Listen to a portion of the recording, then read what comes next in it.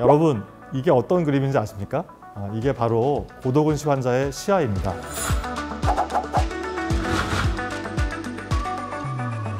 안녕하세요, 여러분.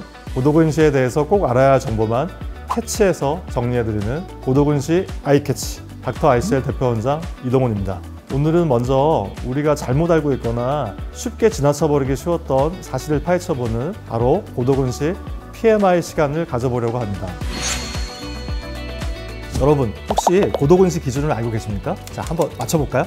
많은 분들이 아직도 마이너스 6디옵터로 알고 계시는 경우가 많을 겁니다.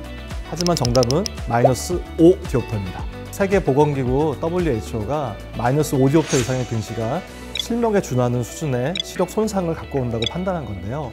이것은 고도근시의 조기 발견 그리고 엄격한 관리의 중요성이 커지면서 더 많은 환자들을 성실하게 관리하기 위해서 기준을 바꾼 것입니다.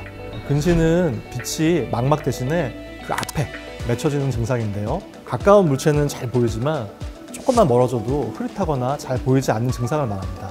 그 중에서도 고도근시는 물체를 매우 가까이 두어야 선명하게 보이고 안경이나 시력 교정 없이는 일상생활이 어려울 정도의 상태를 말하는 건데요. 근시가 심해질수록 안구 길이도 마치 럭비공처럼 점점점 길어지게 되는데 고도근시의 경우에는 심하면 3cm까지 길어질 수도 있습니다.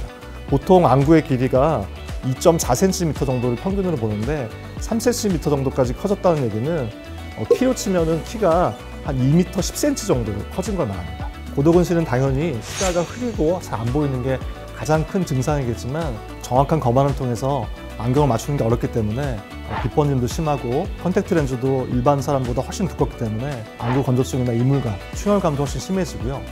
이런 것들이 전반적으로 눈의 피로나 두통을 유발해서 일상생활에서 매우 큰 불편함을 느끼게 되고 그로 인해서 삶의 질도 많이 떨어지게 됩니다. 요즘처럼 야외 활동이 줄어들고 스마트 기기와 접촉 시간이 늘어나면서 고도근시는 갈수록 심각한 사회적 문제로 대두되고 있습니다. WHO 역시 2050년까지 전 세계 인구의 절반 이상인 52%가 근시를 갖게 될 것으로 예상하고 있고요. 이 중에서도 10억 명이 고도근시 환자가 될 것으로 예측하고 있습니다. 세계보건기구에서는 특히 동아시아 지역의 국가들의 심각성을 강조하고 있는데요. 그 중에서도 우리나라가 가장 위험하다고 경고한 바 있습니다. 2019년 WHO가 최초로 발표한 세계 시력 보고서에 따르면 한국은 근시 인구가 비율적으로 가장 많은 국가이고 특히 한국의 대도시에 거주하는 청소년들의 경우에는 무려 97%가 근시를 가지고 있다는 충격적인 보고 결과가 나왔습니다. 무려 97%입니다.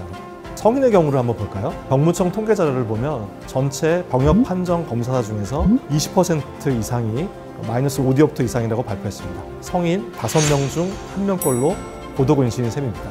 그래서 요즘은 고도근시가 아니라 K근시라고 부를 정도로 사실상 전 국민이 고도근시의 위험성에서 자유로울 수 있는 상황이 아닙니다. 근시는 한번 시작되면 빠르게 악화되기 때문에 적절한 시력 교정과 꾸준한 관리가 중요합니다. 요즘처럼 유전적인 영향뿐 아니라 컴퓨터나 스마트폰 같이 디지털 디바이스를 하루 종일 사용하는 환경적인 요인에 의해서 근시 환자는 계속해서 늘어나고 있는 상황이고요. 시력 교정 없이 이런 근시 환자를 방치할 경우에는 근시 진행의 속도가 더 많이 붙게 되겠죠. 고도근시가 되면 과도하게 길어진 안구의 길이 때문에 많은 병리학적 변화가 빠르게 일어납니다. 안구가 길어지면서 발생하는 축성 근시는 말할 것도 없고 안구 조직이 얇아지면서 망막의 일부가 포도송이처럼 이렇게 부풀어 오르는 포도종이라는 심각한 상태가 된다든지 시력에서 가장 중요한 황반부 위축이 생길 수도 있고 이로 인해서 영구적으로 시력을 상실할 수 있는 아주 위험한 상태입니다. 보통 일반적인 근시와 구분해서 이런 정도의 병적인 상태로 된 것들을 병적 근시라고 부르게 됩니다. 망막박리, 백내장, 녹내장 등 여러 가지 안과적 질환들이 발생할 위험이 기하급수적으로 높아지면서 심지어 망막박리는 정상인에 비해서 약 10배까지도 발병률이 높아지게 됩니다.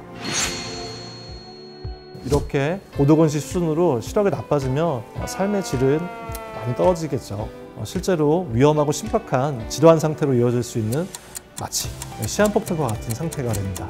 그래서 대부분의 안과 의사들은 하루라도 빨리 관리하고 시력을 교정하라고 입을 모아 얘기합니다. 시력 교정 자체가 심각한 안구 질환의 증상들을 조기 발견하고 예방하고 치료할 수 있는 중요한 방법이 되기 때문입니다. 치료 방법이요. 근시 같은 시력을 교정하는 방법은 일반적인 안경이나 콘택트 렌즈, 그리고 라식이나 라섹으로 알려져 있는 레이저 시술, 그리고 렌즈 삽입술, ICL 수술 등을 들 수 있겠지만 고도근시처럼 각막에 많은 절삭량이 예상되는 경우에는 각막을 깎아내거나 절제하는 손상이 너무 위험할 수도 있기 때문에 손상 없이 시력 교정이 가능한 ICL, 즉 렌즈 삽입술을 우선적으로 추천드리고 있습니다. 렌즈 삽입술이 시간적으로 얼마 안 된 수술로 생각하시는 분들이 꽤 계시는데요. 사실 다른 레이저 수술들과 역사가 아주 비슷합니다. 굉장히 오래된 시술이죠. 우리나라에서 벌써 20년 이상 시술될 정도로 긴 역사를 갖고 있는 수술이고, 우리나라와 가장 가까운 일본만 보더라도 전체 수술의 70%가 안내렌즈일 정도로 사실 레이저 수술보다 더 일반적으로 많이 시행되는 시력 교정 수술 방법입니다. 렌즈 삽입술은 숙련된 의사의 스킬과 노하우뿐만 아니라 렌즈의 선택도 굉장히 중요한데요. 제 경우는 안내 삽입 렌즈를 최초로 고안한 스타사에서 만든 20년 이상 시행되고 있는 렌즈 이보 ICL을 전적으로 사용하고 있습니다. 이보 ICL은 미국 FDA 승인을 받은 유일한 후방 삽입형 렌즈이고, 여러분 잘 아시는 김희철님과 유한님이 실제로 수술받고 본인 결과에 너무 마음에 들어서 광고 모델로도 활동하고 있는 브랜드고, 그래서 아마 여러분들도 익숙한 분들이 많이 계실 겁니다. 흔히 딱딱한 이물질인 렌즈를 눈에 넣는다고 알고 계시는 분들이 계시는데요. 이보 ICL은 이 콜라머라고 하는 특허받은 생체 친화적인 성분으로 만들어진 렌즈인데요. 이걸 아주 작은 구멍을 통해서 홍채와 수정체 사이에 쓱 주사하듯이 주입하는 수술이라서 각막 손상이나 부작용이 거의 없는 것이 장점이라고 하겠습니다. 자, 고도근시를 방치하는 것. 생각보다 위험하죠.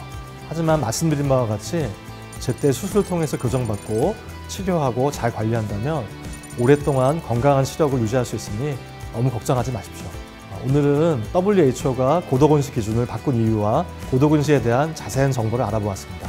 다음 시간에는 댓글이나 상담을 통해서 여러분들이 보내주신 궁금한 점들에 대해서 추가적으로 답변 드리면서 더욱 자세한 내용을 캐치해서 담아보도록 하겠습니다. 영상이 유익하셨다면 좋아요와 구독 부탁드리겠습니다. 그럼 다음 시간에 뵙겠습니다.